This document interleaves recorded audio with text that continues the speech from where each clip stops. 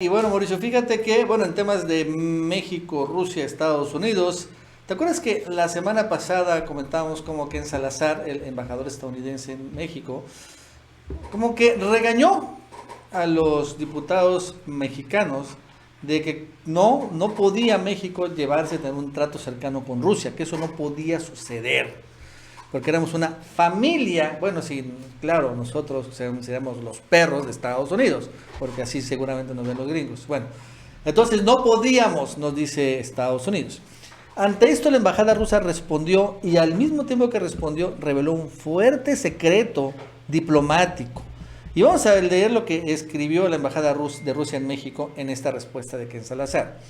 Que dice: la embajada de la Federación Rusa saluda al embajador de Estados Unidos, Ken Salazar, y destaca que ha leído su discurso con motivo de la instalación del Grupo Amistad México-Estados Unidos. En ese sentido, nos gustaría anunciar que cada país soberano tiene su derecho irrevocablemente adquirido a decidir cómo construir su política exterior y que con qué país mantener relaciones fructíferas y cercanas. Consideramos que es inaceptable cuando Estados Unidos tratan de influir en la actividad y las decisiones soberanas del gobierno de México. Diciendo que México cuenta con distintos grupos de amistad, pero México no tiene una amistad como la que tiene con Estados Unidos. ¿Tiene en cuenta, verdad, la anexión por parte de Estados Unidos, el mejor amigo de México, la mitad de su territorio nacional en el siglo XIX? Eso siempre lo dicen los rusos, fíjate. Además, la embajada de Rusia ha analizado con gran atención el discurso del señor Glenn de Van Herk, el jefe del Comando Norte, y su opinión que no tiene ningún fundamento sobre la presencia de espías militares rusos en México. Una vez más podemos observar la propaganda de Estados Unidos, que tiene como uno de sus objetivos principales aislar a Rusia y los diplomáticos rusos de todo el mundo por medio de las noticias falsas. En ese contexto nos gustaría dirigirnos, ¿no? Dice el señor Salazar, haciéndole de la manera más amable la siguiente pregunta: ¿quiénes son los más de 1,000 diplomáticos estadounidenses que trabajan en la embajada de Estados Unidos en México? ¿What? Son un chorro, ¿no? Y ponen un signo de admiración. De interrogación. Perdón. 1,000 diplomáticos estadounidenses, 1,000 agentes, es lo que están diciendo los rusos, que hay 1,000 agentes en México de Estados Unidos. Y la pregunta es, ¿y están? ¿Lo sabe esto la Cancillería? ¿Relaciones Exteriores? ¿Por qué no hay tantito que ven de los rusos si lo saben? Pues de eso se trata todo esto, ¿no? 1,000 diplomáticos, 1,000 agentes, 1,000 espías, 1,000 gentes de la CIA, de la CIA, de la DEA, ¿no? De todas las agencias. ¡Wow! Está muy fuerte esto y no sé si realmente Brad pudiera comentar sobre ese tema. Sí, yo no sé, yo cuando lo leí, yo pensé que se refería también a, por ejemplo, a los empleados que tienen en la embajada, en los consulados, pero también yo decía, oye, son muchísimos, o sea, no tiene tantos trabajadores o estadounidenses diplomáticos o empleados o lo que tú quieras en México. O sea, son mil personas, son muchos. Pero son Mauricio, muchos, pues. Hay muchos mexicanos que trabajan en la embajada de Estados Unidos. Sí, además. Para que lo tenga claro. Además. O sea, pero los diplomáticos, yo tengo entendido, tienen un estatus especial. Sí, claro. Su pasaporte diplomático y todo esto. Sí, pero no creo que estén registrados. Bueno, no lo sé, que eso lo diga la Oficina de Relaciones Exteriores. Porque 1,000 personas es una buena cantidad de personas. O sea, la verdad es que sí.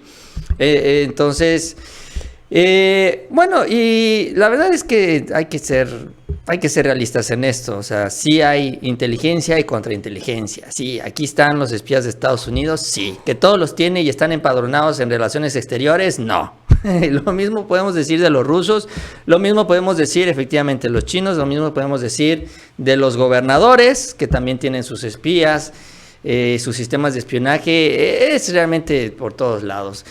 Y esto lo que deja y hay que tener claro es que México tiene una gran importancia en todo este conflicto, simple y sencillamente por nuestra posición geográfica. Somos una pieza muy importante del ajedrez porque somos vecinos de los Estados Unidos. Y así como los vecinos y los países cercanos a Rusia son estratégicos para este conflicto y se está movilizando la OTAN y toda esta situación que se da ahí en Ucrania, pues toda esta alianza que se tiene con Polonia, Rumania y demás, con los Estados Unidos, bueno, lo mismo significa también México para los Estados Unidos. Lo que había sucedido antes es que nos daban por descontado, porque los priistas y panistas pues se tiraban al suelo, éramos tapete pues.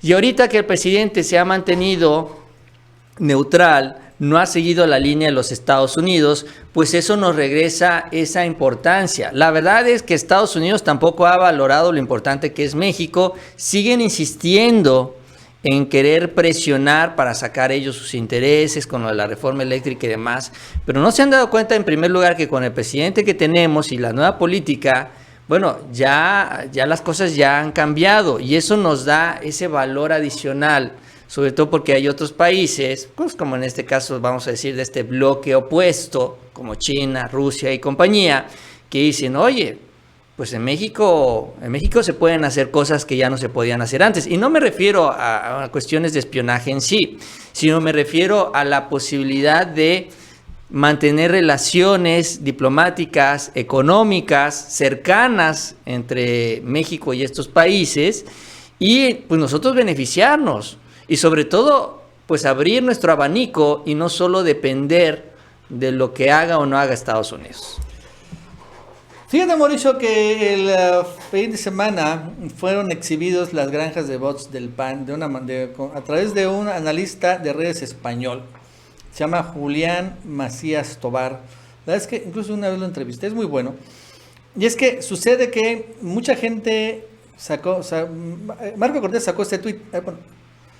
Y lo saca a 1 hora y como a los 5 minutos tiene como 500 likes. Incluso ahorita tenía 956 me gustas, Marco Cortés.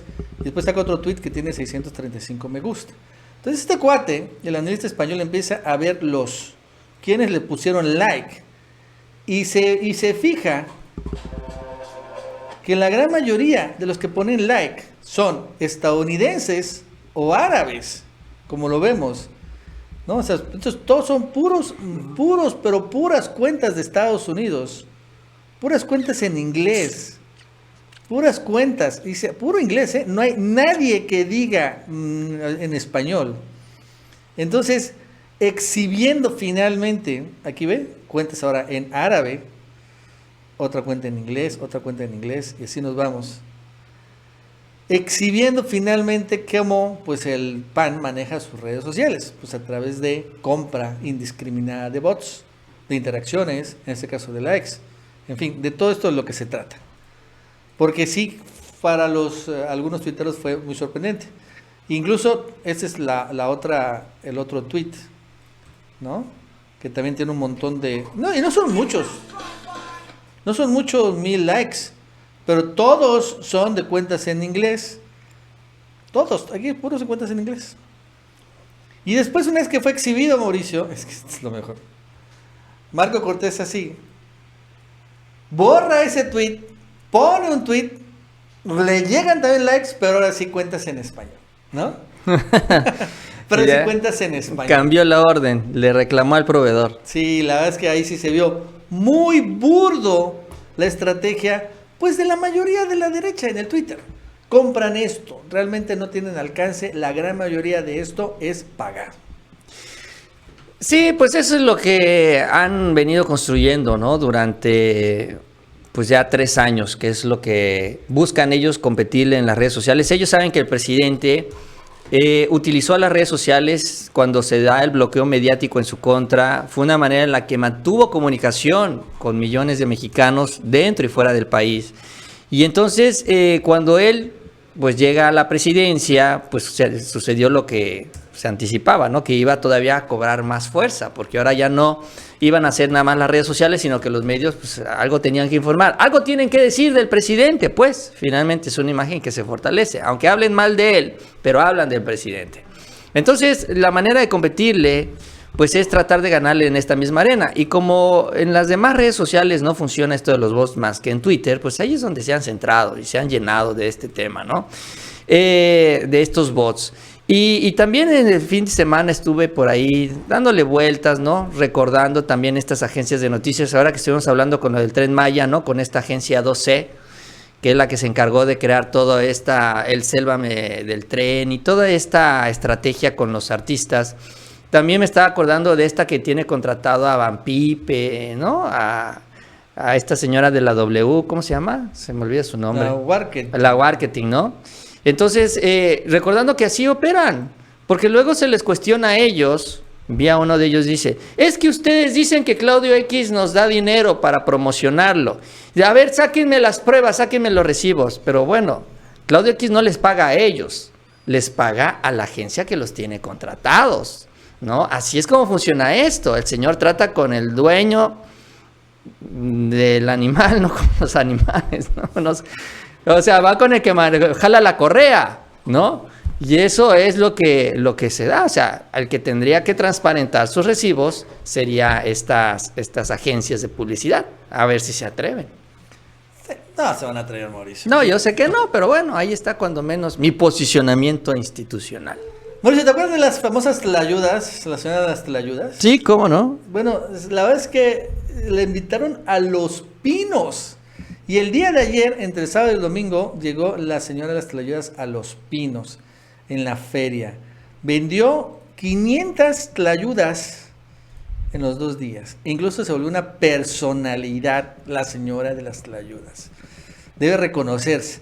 Y la verdad es que lo mejor, Mauricio, es que esto era un montaje de la derecha. Las tlayudas y todo esto que lo comentamos. Pero se les volvió tan gacho el montaje, que se llegó el hermano de Margarita Zavala a decir que el montaje de las tlayudas lo organizó el propio López Obrador. Hazme el favor, vamos a escucharlo. Fíjate, esto es interesante, porque el asunto de las tlayudas, sí, mucha gente se dio cuenta, eso es un truco aguas. Esto es para que mañana el tipo diga, ustedes no quieren al pueblo y están criticando las tlayudas. ¿Tú crees? Oye, pero ni vendían tlayudas, ¿eh? ¿Quién las pagó? Ve el video. Nadie paga su tlayuda. No le pagaron a No le pagaron a la señora para expender tlayuda. Está bien. Ok. Sí, pero entonces se las pagaron por... No. Entonces aquí es un truco del presidente. O sea, no les salió el montaje, al contrario, se les regresó y ahora están enardecidos porque les robaron a la señora de las tlayudas. O sea, si juntamos las historias, tendríamos que los militares disfrazados de civiles que llevaron a sus hijos para este montaje en Santa Lucía fueron con la señora a la que ya le habían pagado las tlayudas a hacer una fila nada más para que le regalara las tlayudas. No, bueno, o sea, esa es la historia. Esa es la historia. Sí, mira, la verdad es que es interesante todo lo que pasó. E incluso empiezan ya, ¿sabes qué empezaron a decir? Empiezan a decir, es que este montaje fue una estrategia del gobierno y del presidente. ¿Qué es lo que quiso hacer el presidente? Quiso distraer, eso es lo que han escrito varios columnistas, quiso distraer la mirada del Felipe Ángeles y que es un aeropuerto chafa, etcétera, y lo quiso centrar en la discusión entre los ricos y los pobres. Y entonces, como todos son borregos, no lo dicen así, pero pues es que así solitos se exhiben, entonces casi todos caímos. Y estamos hablando de los ricos y los pobres, y de las tlayudas y de las no tlayudas, y empiezan a crear una serie de ideas absurdas. O sea, que uno se pregunta, ¿de dónde sacan tanta imaginación? O sea, deberían ponerse a escribir cuentos de niños, cuentos infantiles, porque con todas esas ideas que tienen en su cabecita, pues pueden crear grandes mundos de fantasía. Entonces,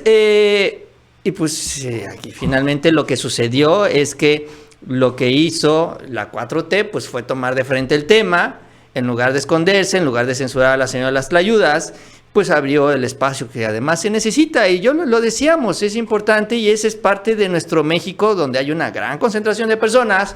Hay vendedores y llegan todo tipo de vender todo tipo de cosas. Es lo que sucedió en el Felipe Ángeles.